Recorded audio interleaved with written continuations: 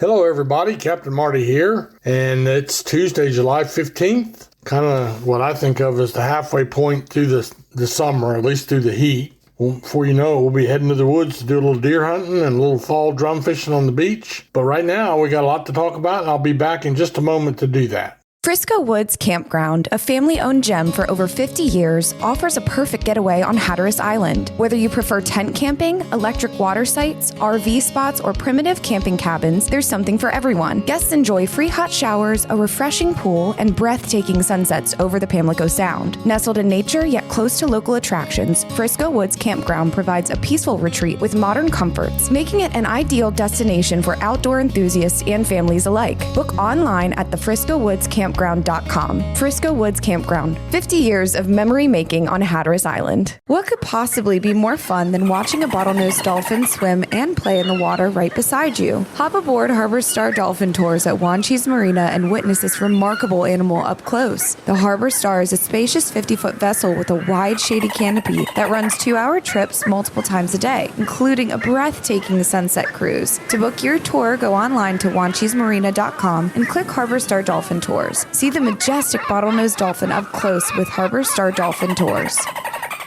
So the key word in today's fishing report is fix, F-I-X, because variety was the spice of life yesterday. Boats getting offshore out of Hatteras had a few wahoo. Still not seeing the wahoo bite as good as I normally see it the last few years this time of year. But there's some big ones in the mix. I saw one 65-pounder yesterday. So we had a lot of very small blackfin tuna and a smattering of dolphin or mahi, the fish, and they were small. And there's a little bit on the picky side. Those also are hit or miss. It depends on what day you're going out there and what you find to fish around, meaning scattered grass or an old board barnacled up. About the best thing you can find is a cable spool or an old loading mat that's been floating around there for a year or two. Oh my gosh, make your day. Make several boats' days with the dolphin or mahi that will hang around something like that. They've also been doing a little bit on the inshore fishing, but before we get to that, I do want to say there was a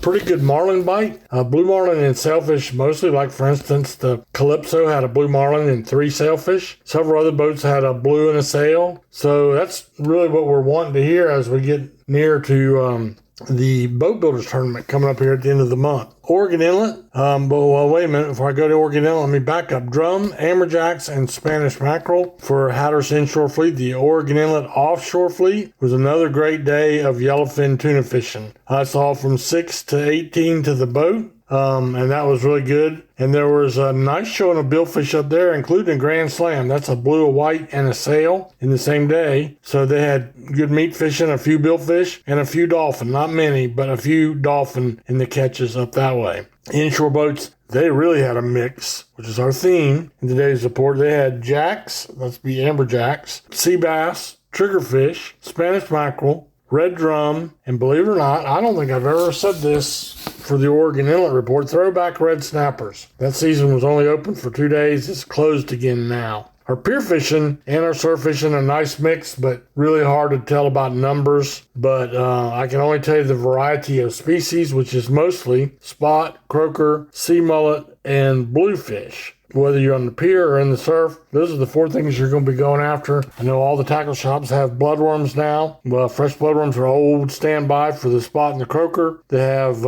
other stuff too, synthetic baits, fresh shrimp, whatever you're going to need for those small panfish. And then the bluefish and the Spanish are going to be most likely caught on metal lures of some kind. It could be anything from a mirror lure to a sting silver to a gotcha plug. It's a good idea to have one of those rigged up on a backup rod while you're fishing nearby. So you fish with the bait on the bottom for those panfish we were talking about. But then when some Spanish start moving through, they usually have birds on them, or bluefish for that matter. Then you want to cast and retrieve. That's the really fun thing to do for those type of fish. So another note of interest before we leave the pier and the surf, there's a lot of variety, not a lot of numbers, but it's a good time of year to fish. And the seawater temperature at Jeanette's Pier, which 3 days ago was 66 degrees, with the wind coming around light out of the southeast, it jumped up to 76 degrees. yesterday. So that's a big increase. It's about perfect for swimming. Not as cold as it was last week. So we'll take a little break here. I'll be right back to talk to you about the backcountry fishing. So stay right there. Surrounded by water, Currituck and the people of the Outer Banks have been shaped and defined by its rich and coastal maritime history. The Currituck Maritime Museum tells the story of Currituck's boat-building forefathers, their remarkable craft, and the legacy they left behind on how to live life and thrive on the waters of the Outer Banks. Discover the Maritime Museum in historic Corolla Park, across the street from the Currituck Beach Lighthouse, and visit us online at CurrituckMaritimeMuseum.com. Be a part of the local history at the Currituck Maritime Museum. So there's a couple things going on in our backcountry areas. Some of it is done wading, no boat required. Some of it does require a boat, especially if you're going for the big drum. You got to get out into the middle of the sound a little bit, or at least out into the sound on the shoals where they like to feed in the evenings. But there's been a variety of size classes, small, slot, which are the drum that you can keep one of per person per day, above the slot, or yearlings, which you have to let go, and then occasionally some of these big ones, which are the North Carolina citations, the good kind of citation, and really for some people it's a bucket list item to catch a big drum, and this is the time of year to do it back in the sound. We also had some of our Hatteras tackle shops I was talking to yesterday reported a pretty good speckled trout bite along the shoreline, like back behind Rodanthe, or anywhere on the Hatteras shoreline. You have a little piece of water that you can fish. That is enjoyable fishing. And most everyone I talk to, the rig is still the popping cork with a jig head and whatever you want to put on your jig head, a little rubber tail, or maybe something synthetic, or maybe both. But the speckled trout bite is good. And of course, I'm still an old-fashioned. I love a MirrOlure. I'd rather throw a MirrOlure just like it is. But the popping cork mimics a distress call of a predator attacking a prey. So it's really a neat rig, and it's pretty simple to rig up. Any of your local tackle shops would be happy to help you learn how to do that. Get you a good pair of old tennis shoes, not flip-flops, not barefoot.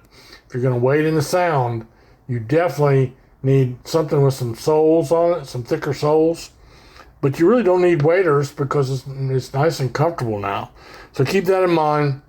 Again, visit your local tackle shops who they're the ones where you get the local knowledge and the freshest bait, and none of that is at any extra cost.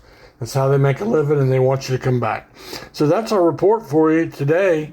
Again, looks like a decent week. Some chances of rain. Stay away from the lightning. Don't take chances, especially if you're boat fishing out in the Pamlico Sound, because those summertime squalls can really amp up in a hurry. So be careful, know what the weather is before you go. Have a great day, and may the good Lord bless you.